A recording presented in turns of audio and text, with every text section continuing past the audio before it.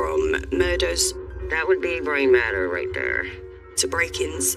It's obviously been a very violent attack. You genuinely never know what you're going to walk into. Major crime leaves a trail of devastation.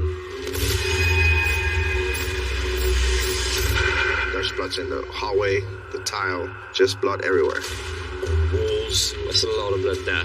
in cars, Someone's been attacked with a samurai on the passenger side. soaking into carpets. There's maggots all over this entire carpet. Once the police have gathered the evidence, they call in the crime scene cleaners. I haven't seen anything like this before. Highly trained professionals in the UK and United States who clean up dangerous hazards, The worst case scenario is the lithium and gasoline, they blow up. keeping the public safe. Tenant has booby-trapped the property with needles and syringes. The cat could have fed on the corpse. There's the body, right there on the bed. How did this happen? What happened? Was they attacked? In this series, Testing 1, 2, 3. body cams take us beyond the police tape into the heart of the tragedy. Ready? He was so badly decomposed that I would not be able to recognise him, even if he was my brother. While leading crime experts dissect each scene. Crime scenes can actually be an insight into the perpetrator's behaviour. We get projected blood stain patterns when we have a breach to the circulatory system. And try to piece together what happened. There's been a frenzied attack within that building. It has sufficient malice of forethought to be considered murder.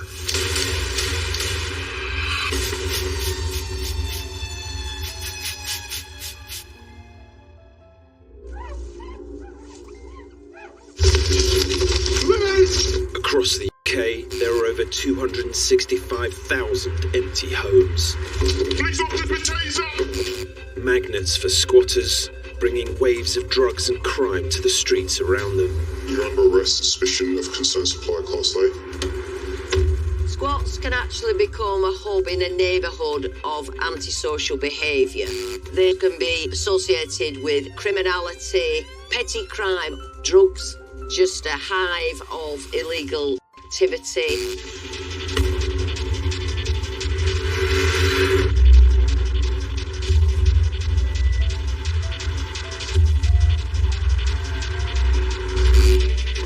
Crime scene cleaners Wayne Barlow and Percy Plummer are heading to an illegally squatted property.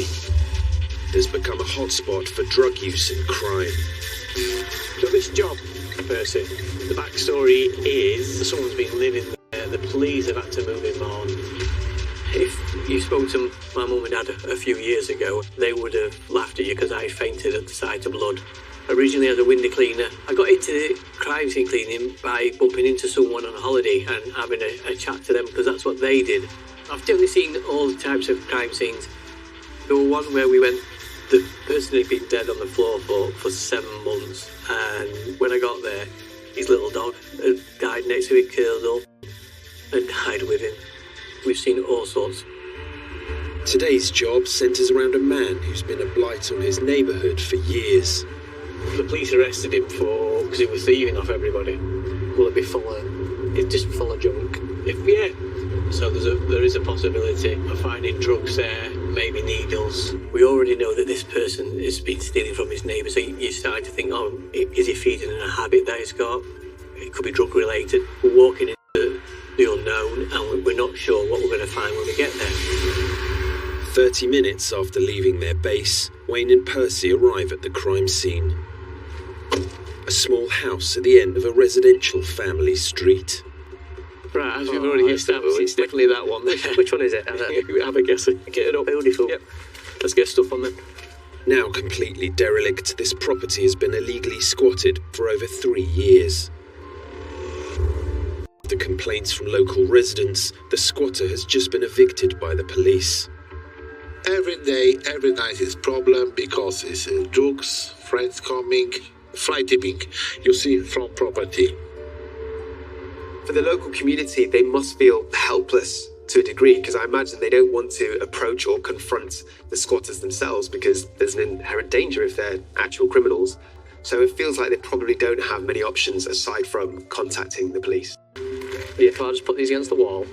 With drug users believed to have been frequenting this property, Wayne and Percy can't afford to take any risks.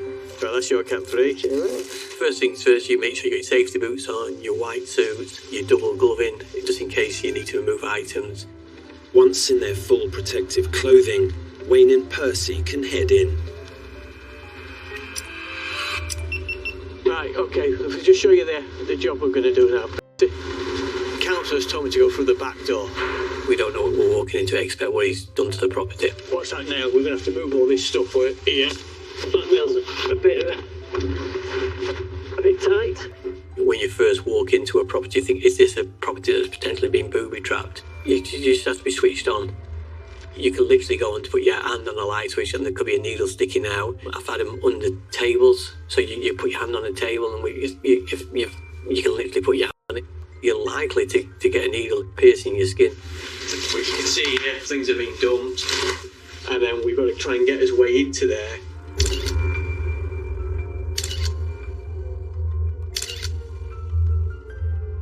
It's just very sad when you think someone's been living like this. The kitchen and the middle room, he's not used them rooms to live in. He's used them rooms to just store whatever he's picking up. So it's just basically rubbish. Wayne and Percy's mission is to clear all waste and biohazards so the property can be refurbished. The whole place is a huge eyesore, absolute horrendous place that people are living in. Looking at the nature of the squat, it's so tumultuous, it's just so chaotic that to me, it feels like these people are just living for survival. They're living day to day. They don't have a plan. So it's not surprising that they would turn to petty crime as just some way of making money. We are going to have to be careful with moving stuff out. The first challenge is to clear out the kitchen area to create a safe pathway through to the rest of the house. The idea is we want to make that property safe, not just for the person who owns the property, but for the neighbours. We've got his needle gloves on, so we should be fine picking things up. It's not long before Wayne discovers evidence of drug use. Ah, you see, it's just there. I'm all right, yeah? It's a bit of a red flag. Okay, there's been a needle here. It's an unused one, so that would make me believe that there's been potential needle use in this property. Although still in its sterile casing, this is the type of hypodermic syringe often used by drug addicts.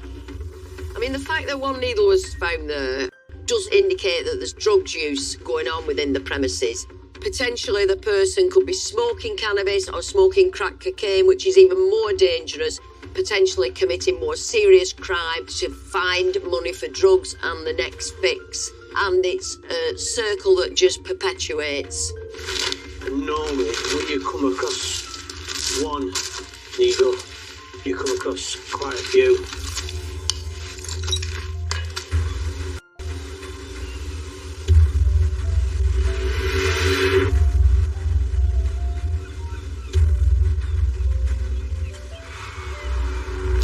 We're just gonna start from in here.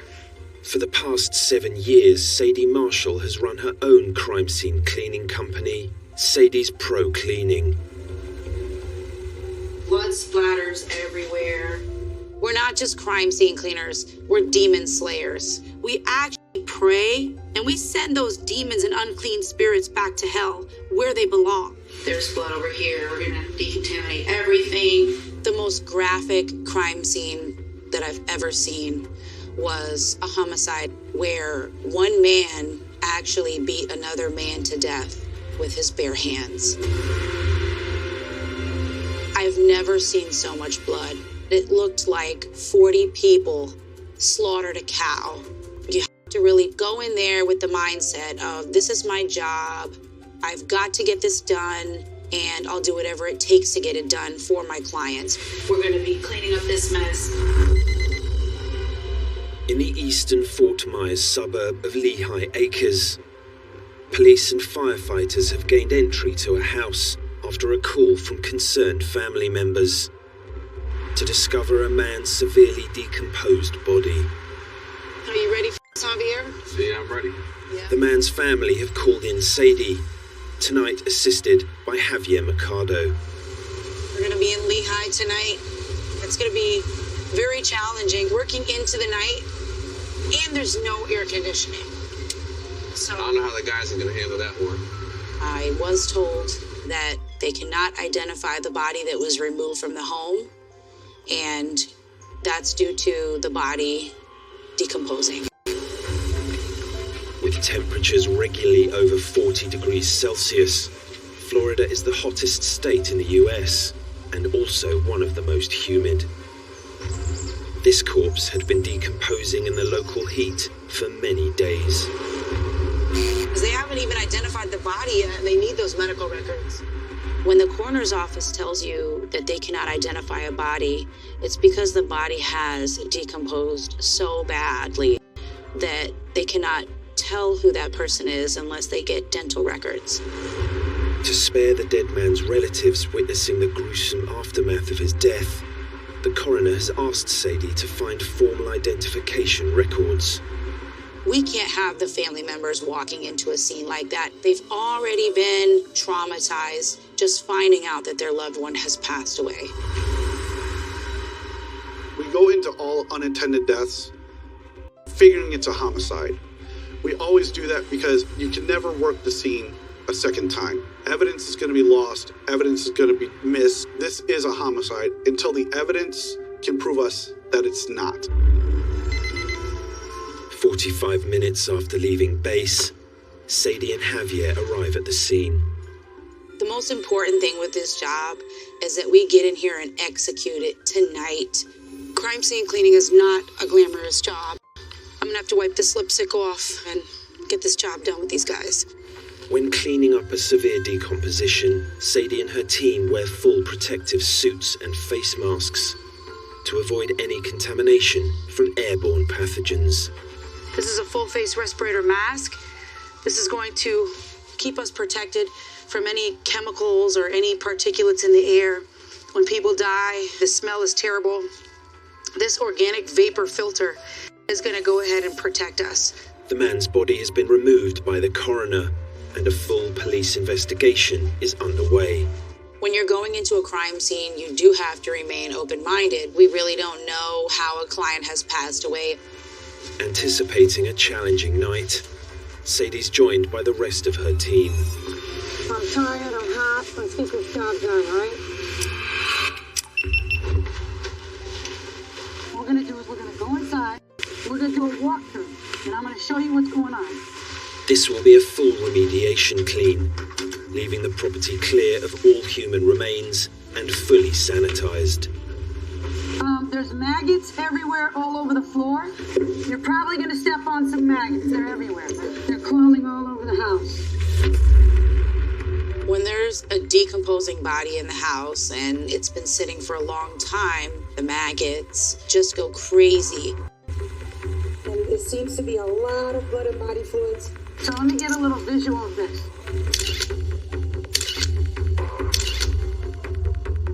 This is one of those scenes that I would have a hard time with an officer that just kind of chalked it up to a natural death. It looks like there's a possibility that a murder or something suspicious happened. At this time, it does kind of look like it could be foul play, but we're really hoping it's not for the family's sake.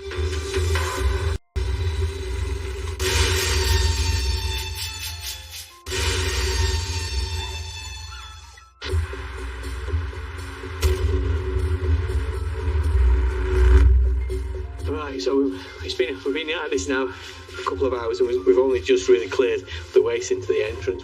Crime scene cleaners Wayne Barlow and Percy Plummer are clearing out an illegal squat, a hub for drug use and crime. Oh, it smells lovely. For the people living around there, this must have been a nightmare. It's quite difficult for private landlords and the police and authorities to remove illegal squatters. You've got to go through a number of procedures because they're protected by law. What we need to do now, Percy, is try and get some of this bigger rubbish out. They've cleared the kitchen area, taking all the rubbish out to a large skip they've hired in. But this house has been squatted for 3 years, so every square inch of it is covered in waste. What's that big black thing? No, it's a chair. Let's get this mattress out. Right. Camera. There we go. We start getting some of this now. To add to the complexity and dangers of this job, when Wayne and Percy first entered the property, they found a drug user's needle. Haven't come across another needle yet. They remain vigilant, but there is evidence of potential theft. It's like a gaming chair here. Oh, is it a gaming chair? We've come across lots and lots of toys. Toys, dinosaurs. This person's obviously desperate for money and will get their hands on anything that's not nailed down and they can sell on for a bit of money. The squatter may have been shoplifting too. We found loads of mobile phone with covers, so that's obviously he's been picking these up from shops. All for all sorts of phones, but it just seems like he's trying to grab little random bits just to flog where he can. There's also signs of an increasingly common crime, stealing online delivery packages from people's doorsteps. He's one of these people who go around picking up parcels that are being delivered. Also, he's brought it back to resell. This specific type of offending behaviour, like stealing packages from neighbours' doorsteps, suggests to me that it's a low-risk crime and also somebody who's trying to avoid confrontation. You know, we've not found any diamonds in there or bags of money where he's stolen. He's not robbed no banks or anything. Most of the stuff's not worth anything. He's not going to get a lot of money for a few toys and a charity bag of clothes that he's stolen. But he's helping to feed that habit for him. This isn't a guy who breaks in and robs you from gunpoint or knife point. This is a character that is doing it as an opportunity. After 5 hours intensive work, Wayne and Percy have made good progress, but they still have a huge amount to tackle. Obviously, we've got this room done, got the front room done, and now we can what we think is his living area. And he's got himself a bed that he looks like he may have lived on. As I said, the police took him out of here. You start to get a picture of what type of character was living there. Some of the neighbours have spoken to. He's a petty thief and a bit of a nuisance. But some of them have a little bit of affection for him. They feel a bit sorry for him. His go-to seems to be clothes. A lot of clothes. You've got to look at, is there some mitigation for their behaviour? Have they been through hard times? Have they lost their home? Have they had bereavement in the family? Have they got mental health issues? There's all sorts of reasons why somebody would decline into squalor. You can build up a picture of how vulnerable he was, and maybe life circumstances just sent him down the wrong path. Having illegally squatted here for over 3 years, with no basic amenities, the man's living conditions became increasingly desperate. Is that pee? It was a bit of a shock because he's used containers to urinate into. The bottle of urine there. Yeah. Yeah. Because I don't think he's got a lid on it. So just take it and stick it over there. That wasn't what we were expecting when we removed them bags. So I would think the toilets don't work upstairs, so he's used that as his toilet stop. Right, there's more. Loads of it. We've got a couple of open places. Potentially fatal diseases like typhoid and cholera can be transmitted through infected urine. Wayne and Percy will need to dispose of these bottles with great care. Oh, that's making me feel sick. So the question is, what's he been using for a poo? What a wonderful question that is. No. With a clear way through to the last downstairs room, they encounter an immediate threat to their safety. What's that noise? I don't know. It's like gas leak, isn't it? There's a pipe over there, isn't there? As we moved a bag out of the way, there was definitely a noise coming from this pipe. Oh, it is gas, that. You smell it? It's like sulphur, isn't it? There was a strong smell of something. Percy suddenly thought, I think it's gas. That is gas.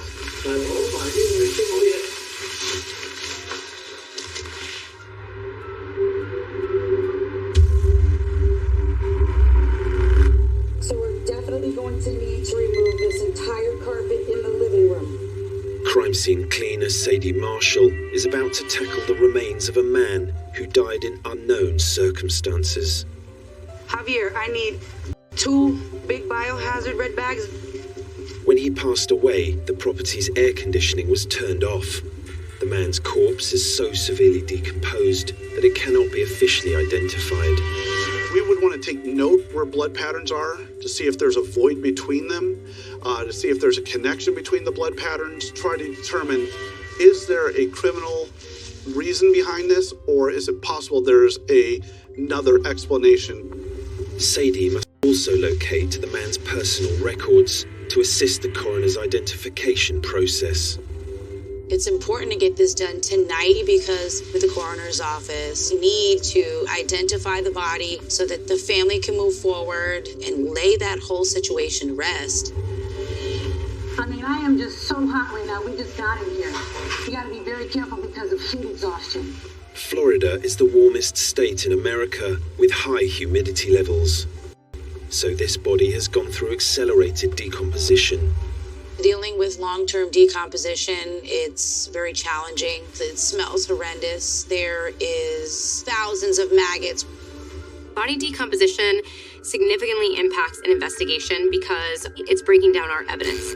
Initially, insects are immediately drawn to the body within minutes. They start to attack the body. We then go into bloat, so our body fills up with gases, and what goes up must come down. And then is when our body goes into a state known as active decay. The internal processes of our body start breaking down our flesh, our fat. Within 10 days to 2 weeks, we then move into advanced decay. And then we would move over into skeletonization if not found. We're on a time crunch. Right now, this is the goal. I want to move this table and that chair into that bedroom. Before they can start to tackle the large pool of blood and body fluids on the floor, Sadie and her team must clear a workable space around it. Just slide it over, guys. Good job, good job. We're going to remove the carpeting with all the maggots. Then we're going to check and make sure that any blood and body fluids have not seeped under the baseboards or sheetrock or anywhere else. The confined nature of this space has already left one of her crime scene cleaner's personal protective equipment severely compromised. Okay, Javier, you got like a hole in your butt over there. Come here, turn around. You lucky you didn't totally rip yourself. Somebody, Ray, can you put some tape on his butt? Tonight, Javier had a little hiccup. He ripped his bum, and we had to tape it up. It's absolutely dangerous to have any rips inside your suit. It's about safety. Safety is our #1 concern when it comes to this type of work. With Javier's suit safely fixed, the team can tackle the maggot-infested rug and carpet where the man's body was found. So now, real smooth, you pick up that side. Watch out, Hub. Oh. There's maggots all over this entire carpet. I've just discovered tons of maggots, if not thousands. There's maggots everywhere. Typically, when you move something with decompositional fluid, whether it be a towel, a mat, carpeting, or a body, you'll see maggots in mass quantities underneath that body, squirming, and they tend to go crazy. Look, they're dancing like rice. If there's a window open and flies can get in, they're constantly laying eggs. There could be thousands of maggots within a day or two after someone's passed away. I mean, the maggots are just insane down here, guys. We have to get all of those maggots under control. If we don't get this stuff out of here, it's just going to create more damage. This is worse than I initially thought. This is a lot more work, but we got to get the job done no matter what. Insane.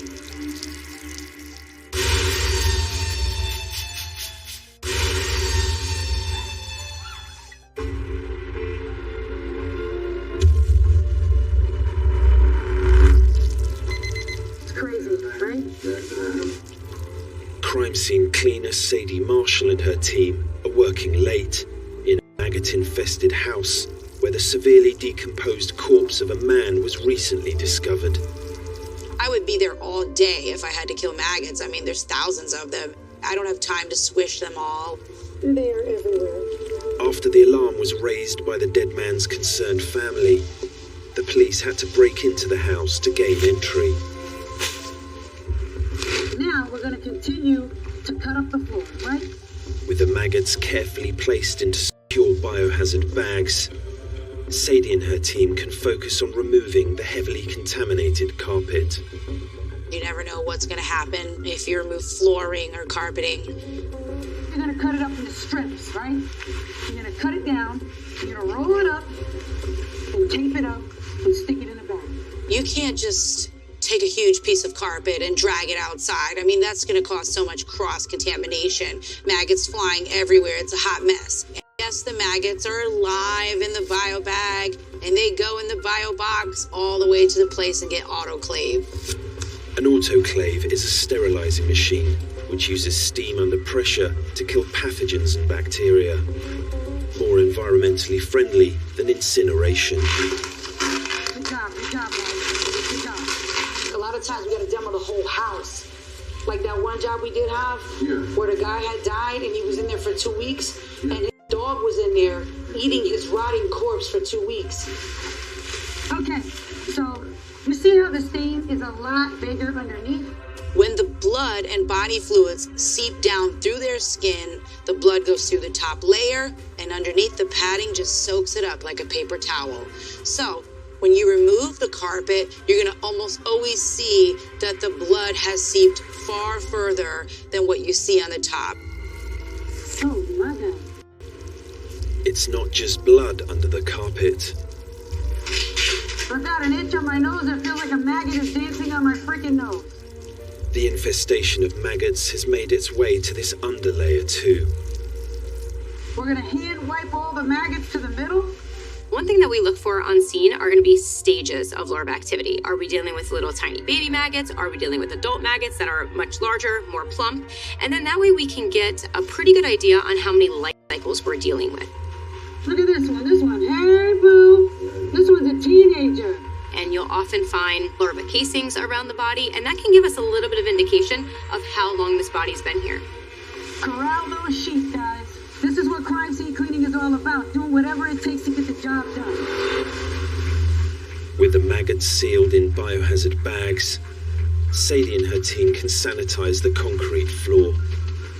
That's an indicator. Why light up like Christmas in July? So we use an indicator spray that foams up. It is a highly concentrated peroxide. When you spray it on any organic matter, such as blood and body fluids or excrements, it will foam up into a white foam. And that lets you know, hey, there's blood and body fluids here. You need to clean this up. You see that? So that means that that's organic matter. There's more, that's blood and body fluids it's indicating. Hydrogen peroxide reacts with an enzyme in organic cells called catalase, converting it into oxygen and water, creating this foaming effect. You want that bacteria or that blood and body fluids to bubble right up to the surface so we can wipe it off and clean it off immediately. It doesn't get any more professional than this, guys. This is a dirty job, and somebody's got to do it. After 3 hours' work in Florida's evening heat, the blood and body fluids are nearly clear. But the maggots could have spread elsewhere. And we have to make sure they haven't crawled under the baseboards. I mean, maggots can literally migrate from one side of the house to another. Your neighbors will have maggots in their home as well. Look, guys. There's a big pile of maggots over here. I don't know what's going on. Bunch of maggots right there just going to town. How do you know that the person that these maggots were feeding off of didn't have hepatitis or something that could kill you? We've got to take care of this because we don't want secondary damages happening. You see all those maggots right there, guys? We're going to be here all night, basically. I mean, this is insane. I don't know if we can do this. We're very tired.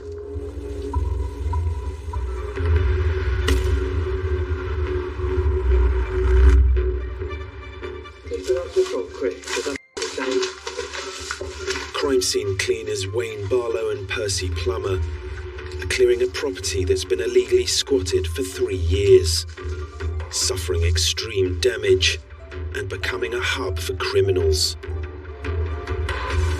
So we're just trying to check the front to see if we can see anything, but there's a funny noise and a slight smell or something. They're now having to evacuate as they think they can smell gas. Can't see anything, I don't think. No pipes there, isn't it, behind that door?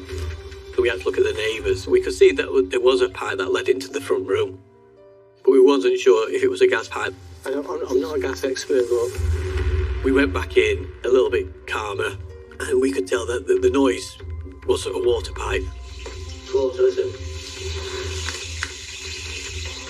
And the smell was that the tap had been dripping and he'd been collecting this water, so the smell that hit him was stagnant water more than anything else. That's still water, that. That tap's dripping. Stagnant water can propagate dangerous bacteria like E. coli and potentially deadly mold and fungus spores. So this water leak must be fixed. But with no leaking gas, Wayne and Percy can continue clearing out the property. It's right at the part of the Hoover up there. I'm not sure he used that. And are soon making good progress again. This room shouldn't take too long to clear. So we've got the bed to clear, we've got that table, the fridge, so some big items will soon make this room look empty. After over 10 hours exhausting work, Wayne and Percy have cleared the downstairs of this house of all potentially contaminated rubbish and bio-waste. It's now in a better state to refurbish and relet. So we have made some progress today. There is a floor, and there's actually a rug underneath all that.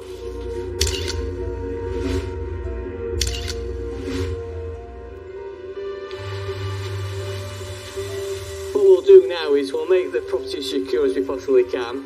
You do get a big sense of pride when you get to the end. Sometimes you walk into a job and this is mission impossible, but we've taken the property now back to its first stage now, where it's ready for its rebirth, if you want. You're grim on it. What's grim? Yeah, I think you've done alright though. Yeah.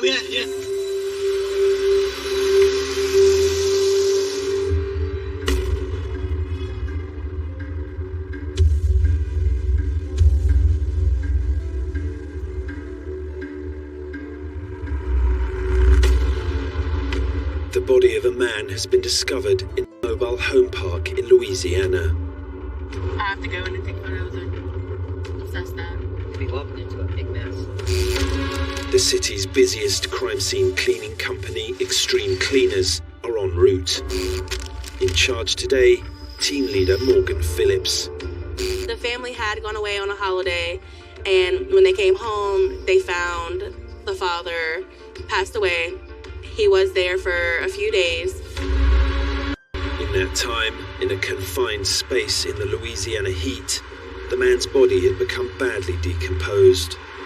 We should never immediately rule out criminality or foul play because we don't have the entire picture. We always want to consider that this could be a suspicious death, and we want to get to the bottom of what caused this. The place we're heading today, the crime rate there, sometimes it's good, sometimes it's bad. It's just not the best area, but we've been out that way before.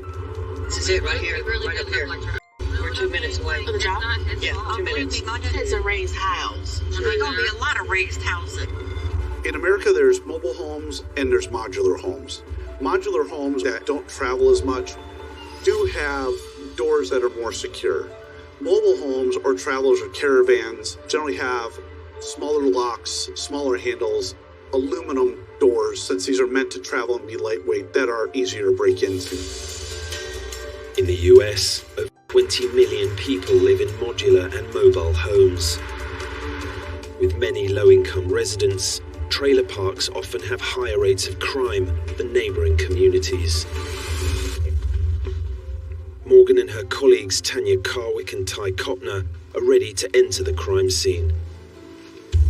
It's going to be tight in there, but we do work good around each other if need be. So we're going to go in and remove anything that we need to and clean up.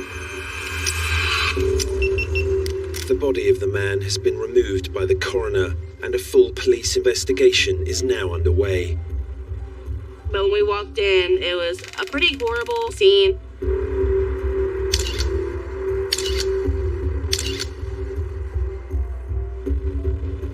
It appeared the body was between a bed and a wall on the floor, which may indicate somebody rolling out of the bed fell into that spot and died and decomposed. It could also mean somebody was struck and thrown down onto that spot. And on the front of the footboard of the bed, there's an area of an expirated pattern. An expirated blood pattern is blown out of the nose, mouth, or a wound as a result of air pressure propelling it out under force. Now, there are ways to produce expirated patterns by something that's not suspicious at all. You could get a nosebleed, so it certainly can be explained, but we also want to consider that someone could have been injured, and that's how this bloodletting event occurred. Morgan and her team must clean up all body fluids and human remains. The main goal of this job is to decontaminate the biohazard. Also, the smell is pretty horrific, so we have to eliminate that as well. Because of the large amount of airborne pathogens in a confined space, the team start with an atmospheric decontamination. So this is the fogger. We'll use it to kill anything in the air. It's a sprayer that we use with chemicals. We spray the chemicals and it can kill anything there that's harmful to our body. With the air neutralized, the focus turns to the bedroom floor. The biohazards on this job are just bodily fluids, blood, also the methane gas. Once a body decomposes, it releases methane gas. In the first phase of decomposition, bacteria breaking down within the body create a range of gases like methane, releasing foul odors. Didn't look like it would be too big of a job, but once he started spraying our indicator solution, it all foamed up bright white. Look at that. That's how you know it's wrong. The hydrogen peroxide spray is the bomb. That tells us where the bio is. I'll show you how it travels here. The bio did go into the closet. Into the closet? You got 2 low points. You gotta follow it. That's why we call it chasing the blood. We chase the bio, and hopefully it won't be too bad. Yes, all the way. I think all the way to that wall here. Like, we are going to do a lot more remediation than we thought.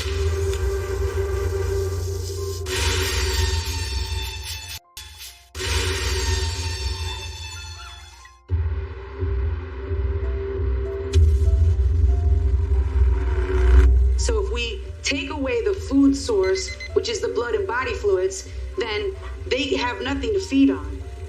Crime scene cleaner Sadie Marshall's team are on the graveyard shift.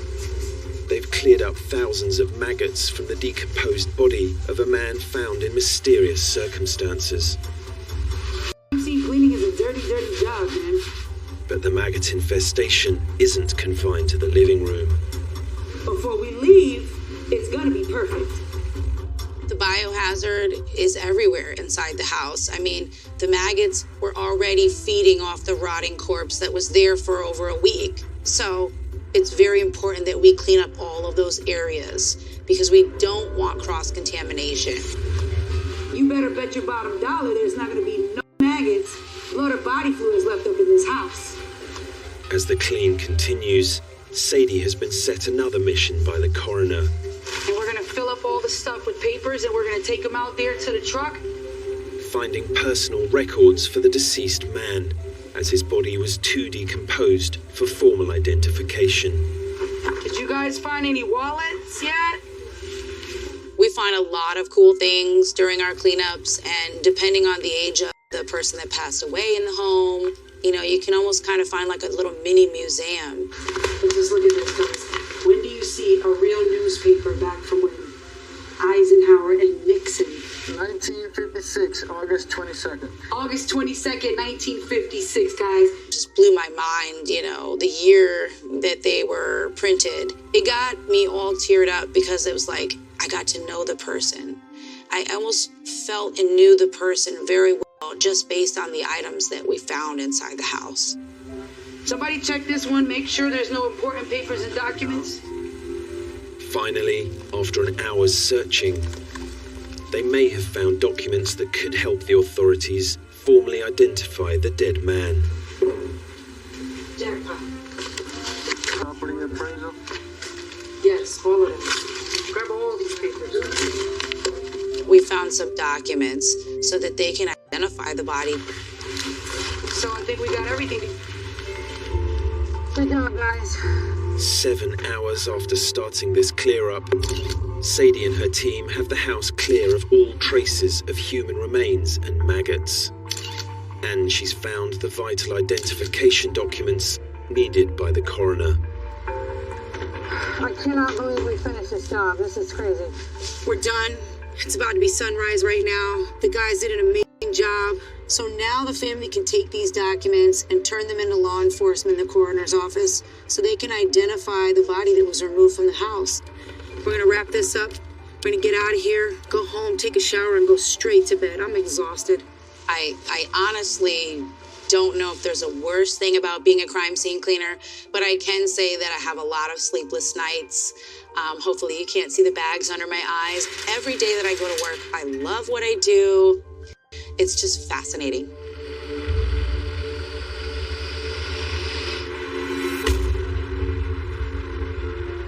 Closer.